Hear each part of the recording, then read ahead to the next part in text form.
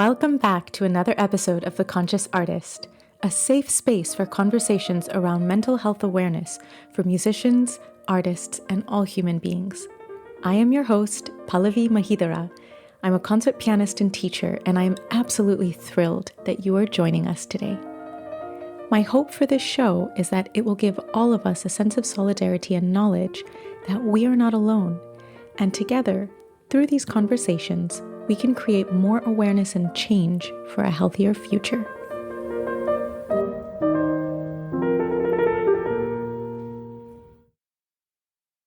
We open season 5 with a musical god, a truly special artist, and a dear mentor to me. He needs absolutely no introduction, so please join me in welcoming the incredible, the incomparable Sir András Schiff. Dear Maestro, I do not have enough words to express my gratitude for you being here with us today. Thank you, Pallavi. It's very nice to see you again. Thank you so much. It is truly my honor, my privilege, and a pleasure. So many people have interviewed you. Your wonderful memoir, Music Comes Out of Silence, is a treasure to read. So I hope that today's conversation might be a little bit different for you. I want to start our conversation today with one general word: capacity. Your capacity in many different aspects feels beyond what most humans have to offer.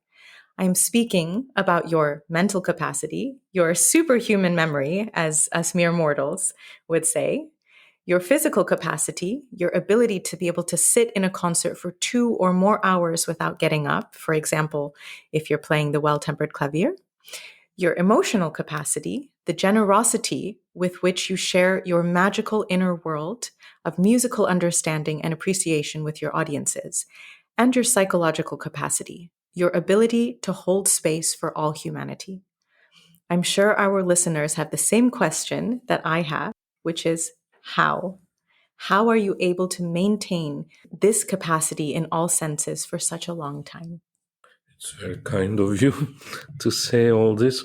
My capacity is not endless, and I'm aware of that, and also getting on with life, coming almost to the age of 70. It's hard to believe.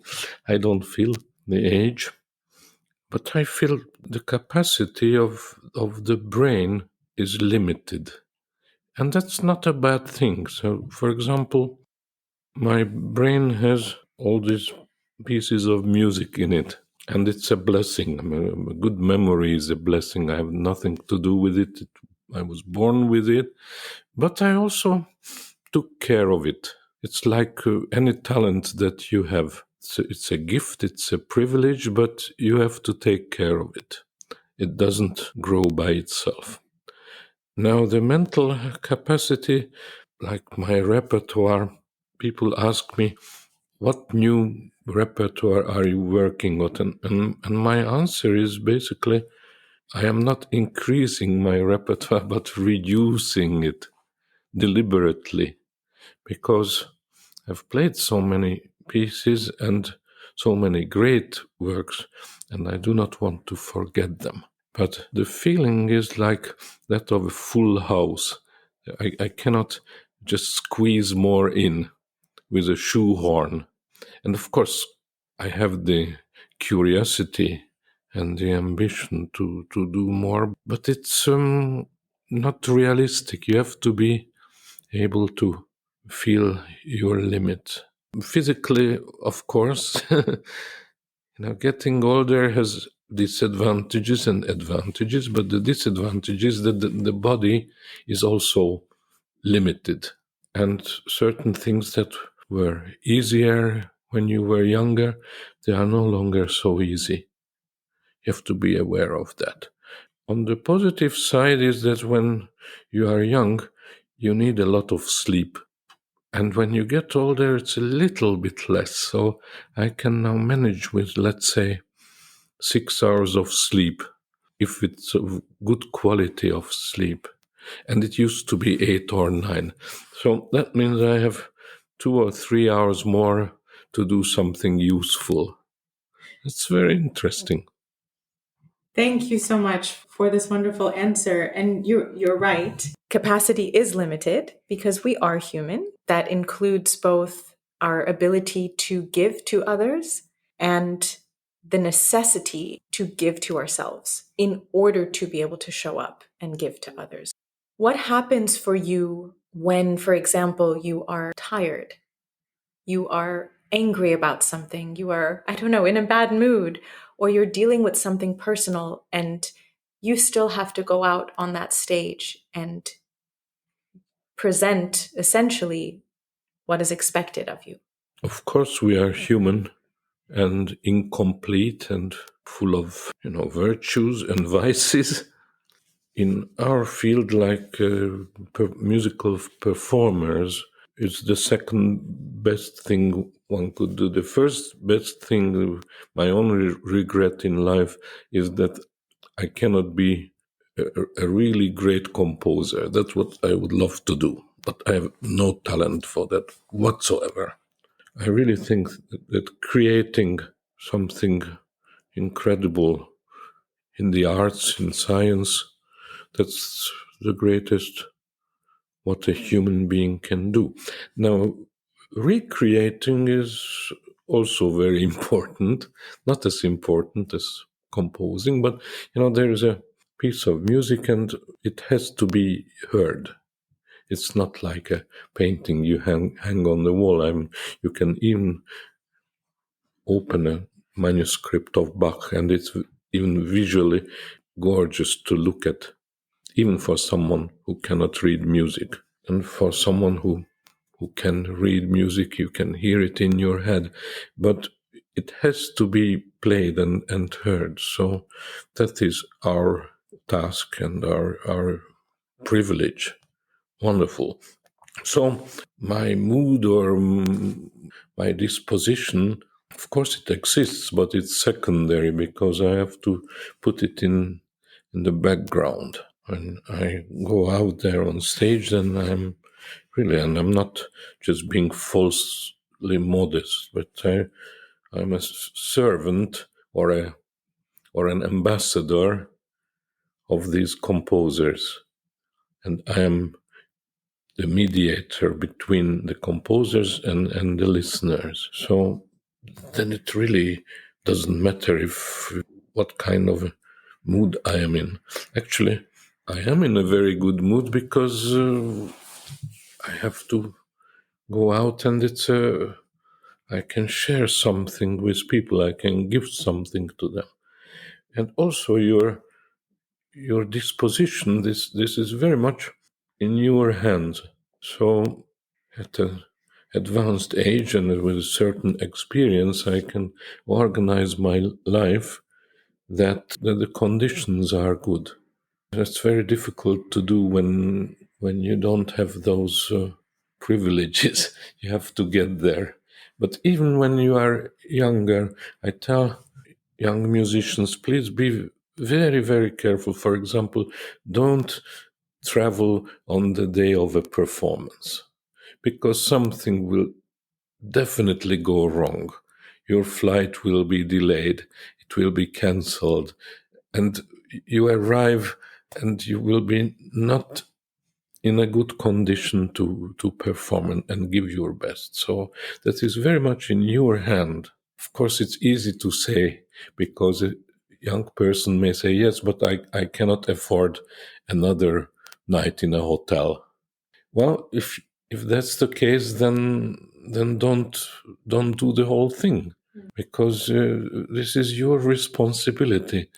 That you go out and you give a not so good performance, and there are no excuses. The audience does not want to hear your excuses. That is so right. And this idea that the artist must always be on, that the show must always go on.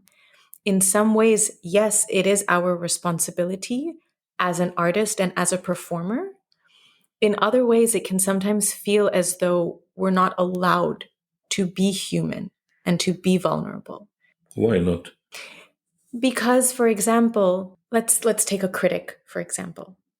And I'm sure we could have lots to discuss on the topic of critics. But let's say, for example, we have an incredible artist who, for whatever reason, is having an off day, and the critic completely destroys them in a matter of a few sentences. Yet they've had an entire career of being this incredible artist. Why are we judged by one slightly less than perfect, if that word can exist, experience or performance? Why is there not room for flexibility for the artist? There should be room for flexibility, and critics actually don't matter, if I may say so. It's just the opinion of one human being, can be very negative, I know. After many decades, I can only repeat, I think Antal Dorati, wonderful conductor, I worked with him a lot. And he said to someone that, in your life, you will have 3,000 good reviews and 1,000 bad reviews. It really doesn't matter in what order you are receiving them. So you have to take this philosophically. But when you are young, you think this is very important, and it is not. And luckily, the days are gone when I was young, and I remember coming here to New York, and people were musicians played a concert in New York and they stayed up all night because, my God, next morning the New York Times comes out and what will they say? And today it's not like that. And it really doesn't matter. There are many other things that do matter. Flexibility, yes, we are human, we are vulnerable. Thank God we are not robots and not machines. And there are better days and less good days. What's very important is, and I think I can say that with confidence, that I've reached a level of concentration and focus that my less good days are not bad. So it should never go under a certain level.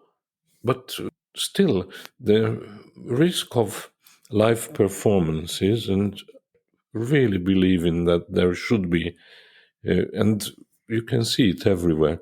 People adore concerts.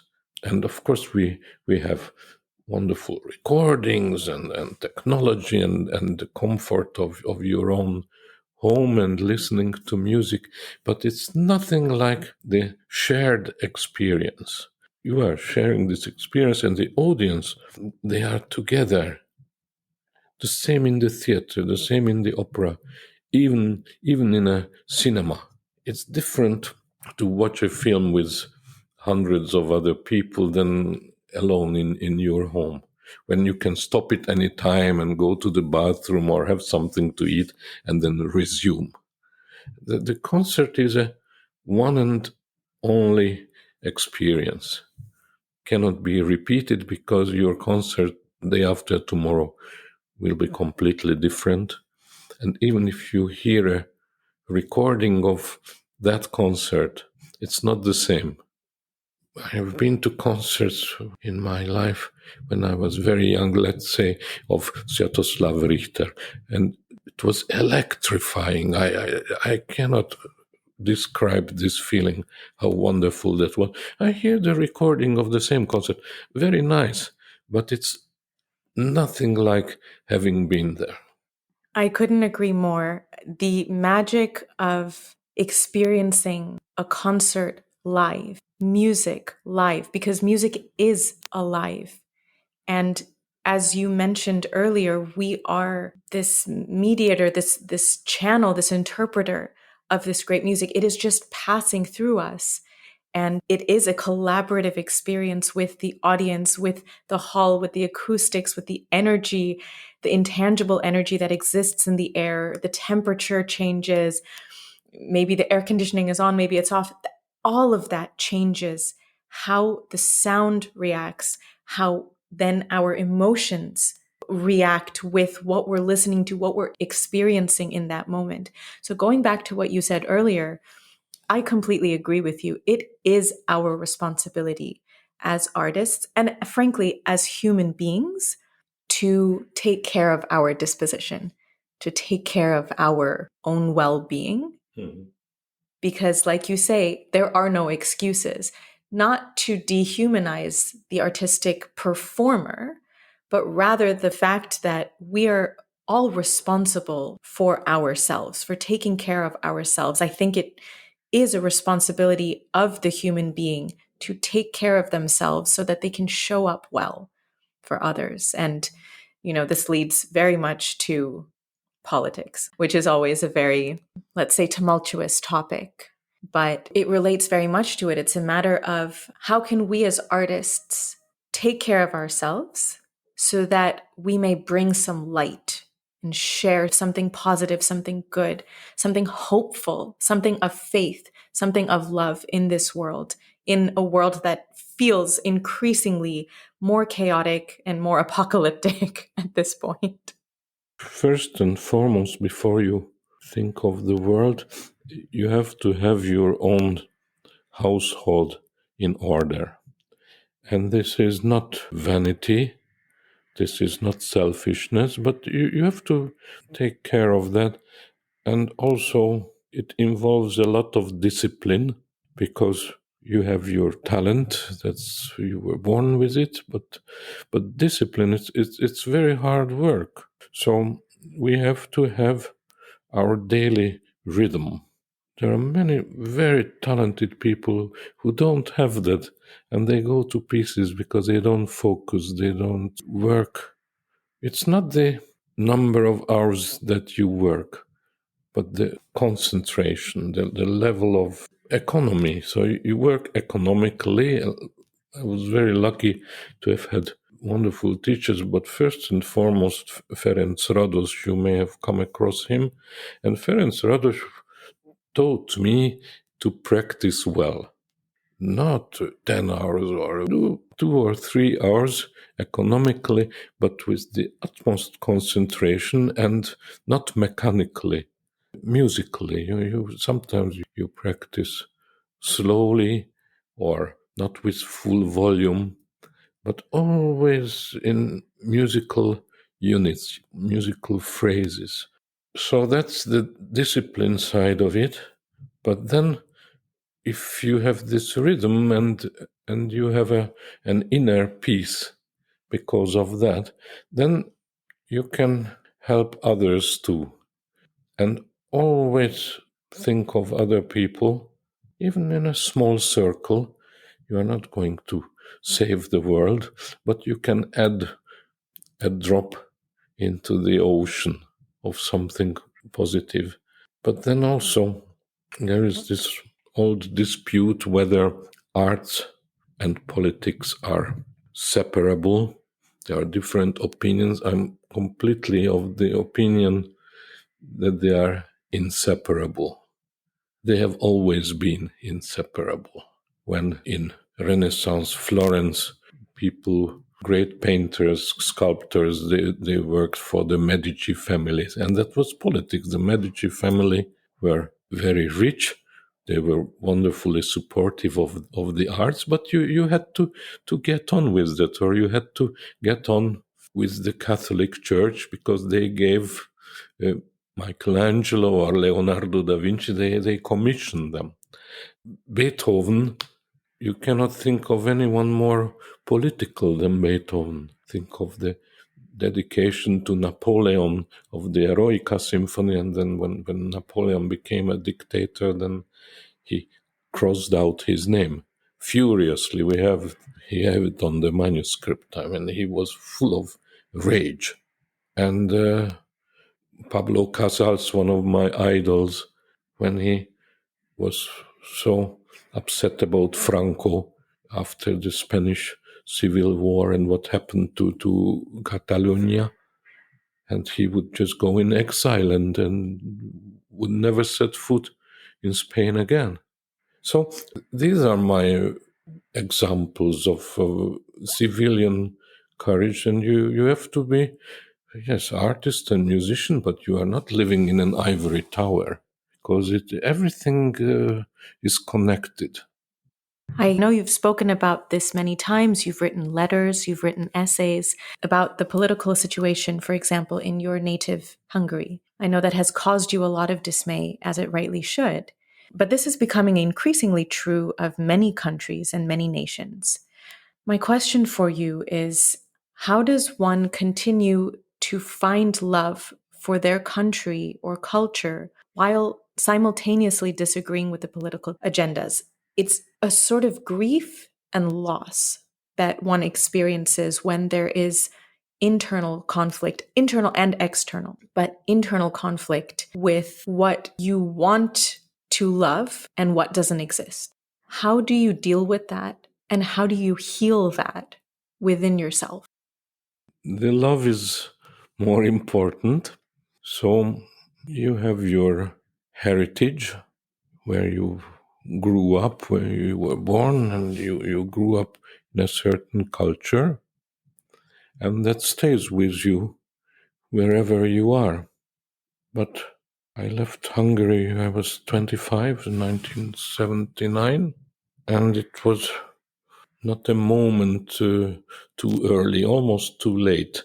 It was still communism in Hungary, so-called communism, and I just didn't like the atmosphere in Hungary. It was a very closed society, full of negative emotions, full of jealousy, full of intrigues.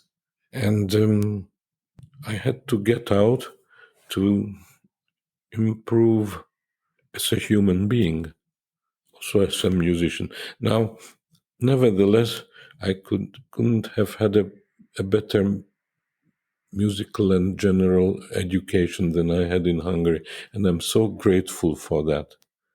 And I think if I had been born in London or New York or Paris, maybe I wouldn't even be a musician with the same talent, because it was so well nurtured and taken care of in Hungary.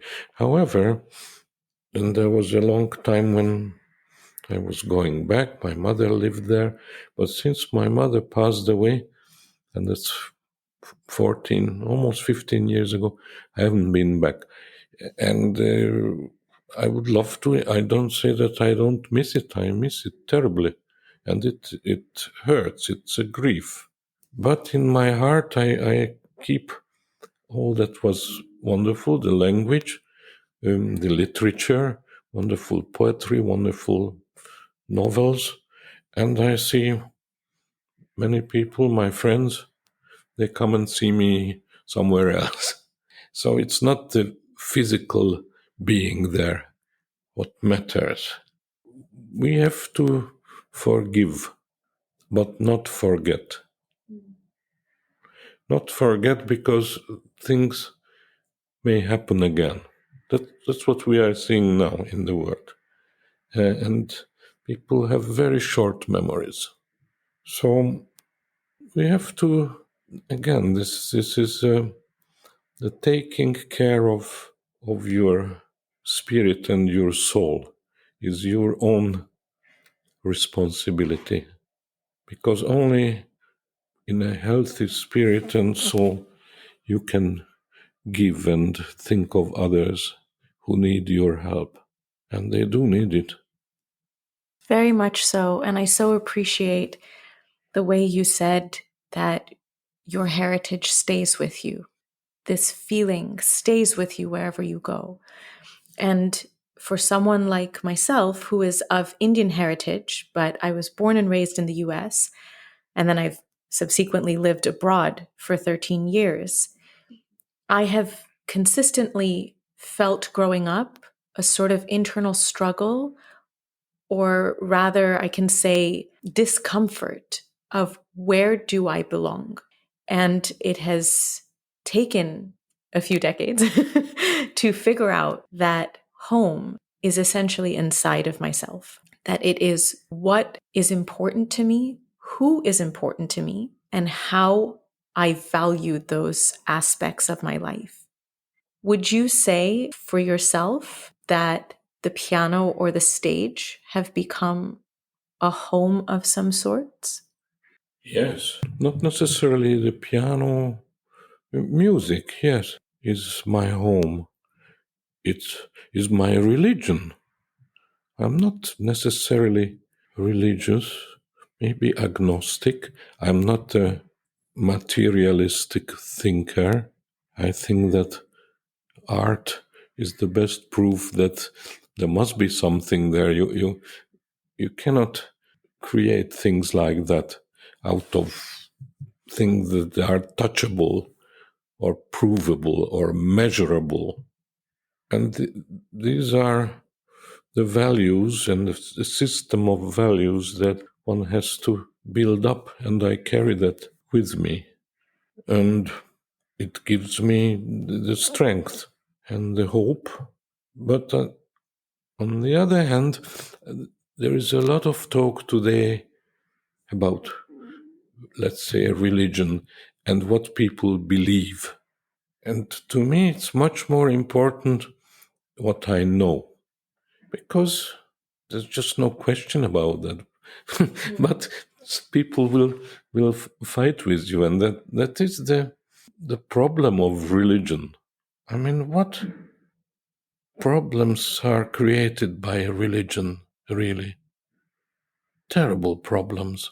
I cannot solve that. But yes, art and music, I'm just very proud to be a member of the human race, because when I play Bach, or I see the Taj Mahal, or I see, I don't know, the Cathedral of Florence, or I read a sonnet by Shakespeare, or see the city of Venice, then humans did that. This is the best. No question about that. And then there are all these terrible people and things who want to destroy all that. And what do they give you instead? Religion? Is that an alternative? I don't think so. You can be religious. I have the utmost understanding and compassion, but don't force it upon others, and don't bring it into politics. The United States, on paper, is a secular democracy. In practice, it's a joke. I mean, can you imagine a person in the United States running for president and openly say, I'm an atheist? Wouldn't have a chance. And yet, whether you go to church or you pray 10 times a day or not at all, it's your private thing. Nobody should interfere. Don't you think so? I could not agree more.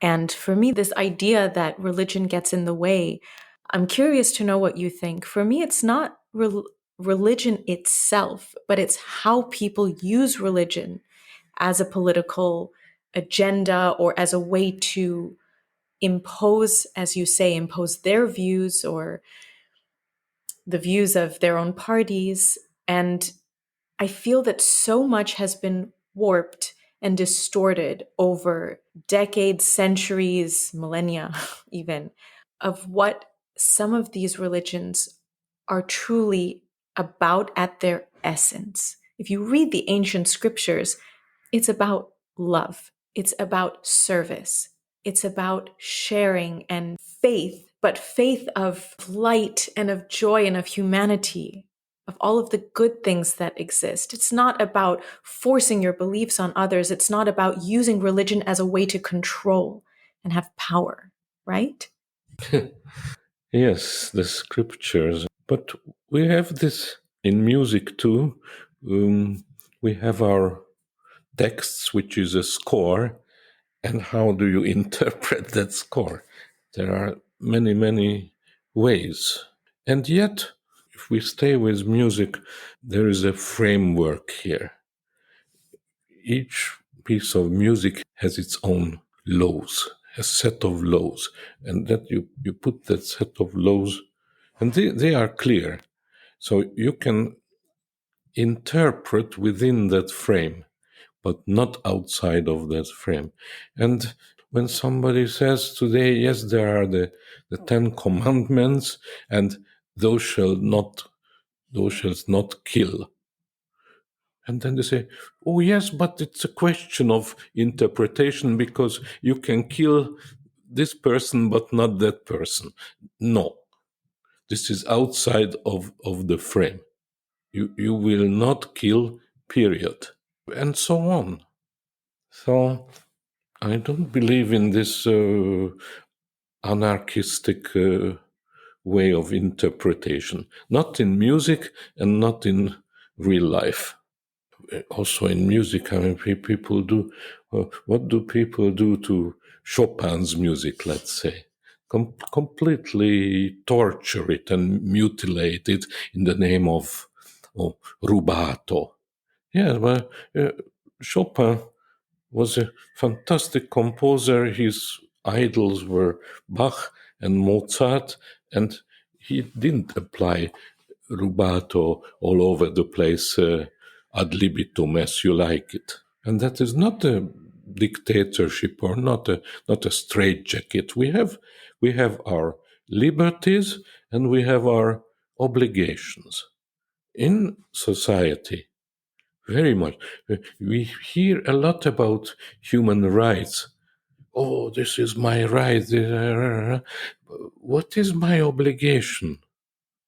If I come as a refugee, and I've been a refugee, then my first thought is not what are my rights, but this country gave me refuge, and what can I do to be useful? What can I contribute to the well-being of this country or of my fellow people there? This is not often discussed or thought about. It's just about their rights. Unfortunately, it feels that we live in an increasingly egotistical, egocentric focused society where everything is about me, myself, and I. My rights, what I deserve, what I should have. We spoke earlier before we started recording about jealousy, about greed. All of these things are related because when we live in service of humanity, when we live in service of music, for example, when we live in service of others, we are leading our lives from a place of how can I be there for others? How can I share whatever I have to offer or whatever I have been blessed with others? And you're right, not everyone thinks this way. And I think it has often caused a huge amount of problems, from the little things all the way up to huge wars. The word I or me is used much too often. There should be a law of limiting the usage of those words. However, it's very easy for us maybe to talk about this because we are healthy, we have a beautiful life, we are even more or less happy. But what would somebody say who is not healthy, who is not well, who is just terribly unhappy, who is very poor? I cannot. I try to put myself into their minds, and it's very difficult for those people. And yet, jealousy or greed or getting angry with people who have it better than you is not the right way. But they will say, yes, it's easy for you to talk. And yet you have to try, because there is always a way out. Every human being has some kind of talent, some kind of ability. And they should ask themselves, what can I do? How can I be useful? Not just to myself, but just have one positive thought, one per day would already help. And there is always something to do. There is work to do. Just your self-esteem.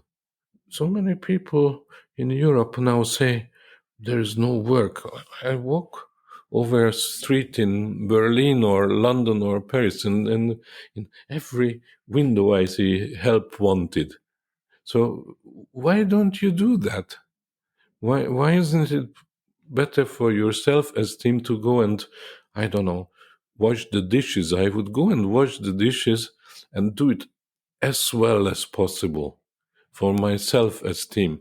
And okay, get paid not very well, but it's better than taking welfare and saying, oh, there is no work. There is something to do, always. We are speaking from a place of privilege, though. It is true. And it is easy to say, and anyone can try something. Anyone can try to find a way to be of service to themselves or to others. I suppose that from a place of privilege, the least we can do is to have compassion and empathy for others, right? You're right. It is hard to imagine what it would be like in someone else's shoes.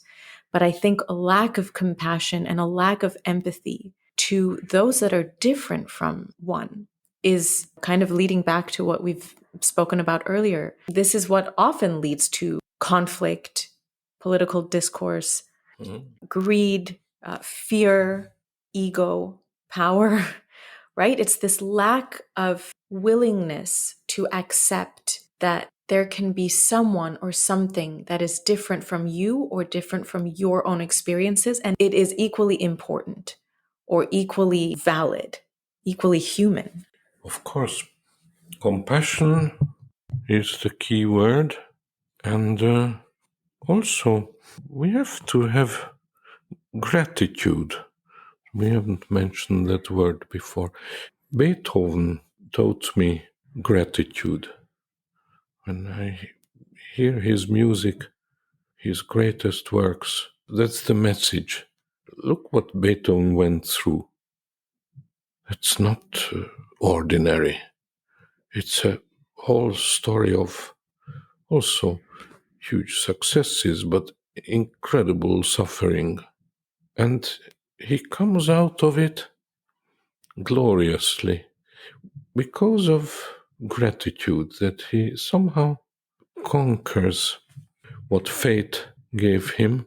And he's a shining example of overcoming those problems, those difficulties in a glorious way. So, of course, how can I say to somebody who has a terrible life to feel gratitude? I don't know. But I certainly feel that, and I would do anything to help them. We cannot change the world, but maybe believe.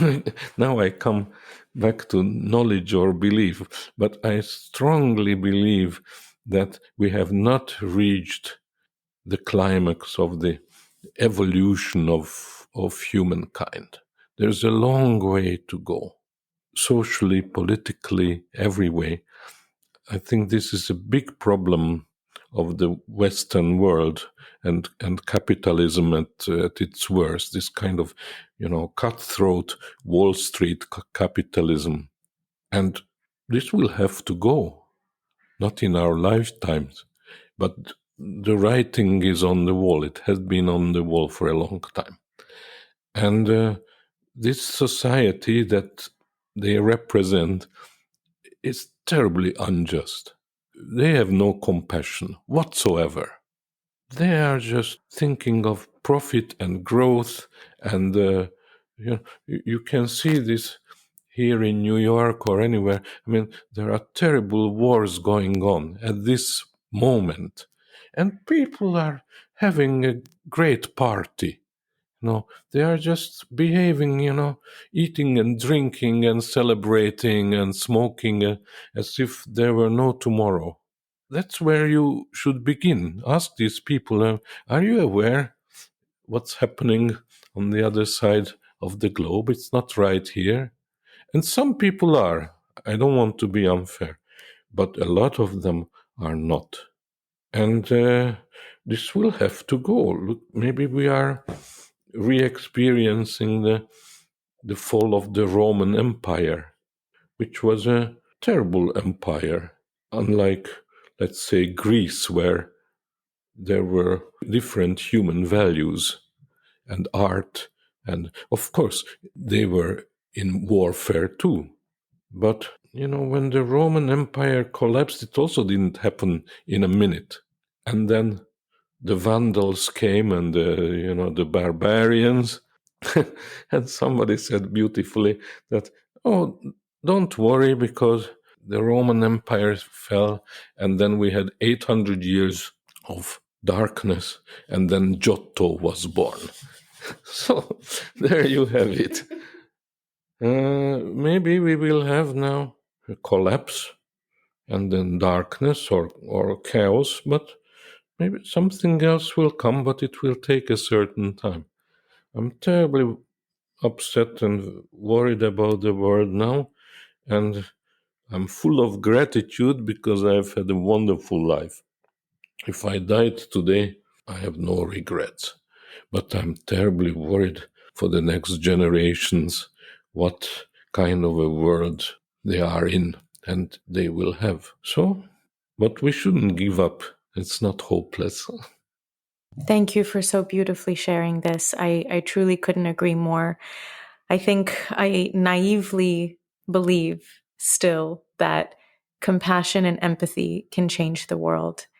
And I am truly grateful for wonderful human beings like yourself that are willing to share this inner world that you experience with all of us, because it does give light, it does give hope, it does give joy, and it does make a difference. So, dear Maestro, thank you so much for being here with us today. Thank you for taking the time and for sharing yourself with us. I know on behalf of all of our listeners, we are all truly grateful. Thank you very much for having me. Thank you all so much for listening. I am truly grateful for the support from each and every one of you. If you would like to submit any questions or topics for us to address on the show, you can send us a message on our Instagram page @ConsciousArtistPodcast. Help us to spread more awareness by sharing this episode with your friends, your colleagues, your teachers, and your students. And don't forget to subscribe wherever you get your podcasts. Sending you all so much love and strength to tackle this week, and we'll see you next Monday for another episode of The Conscious Artist.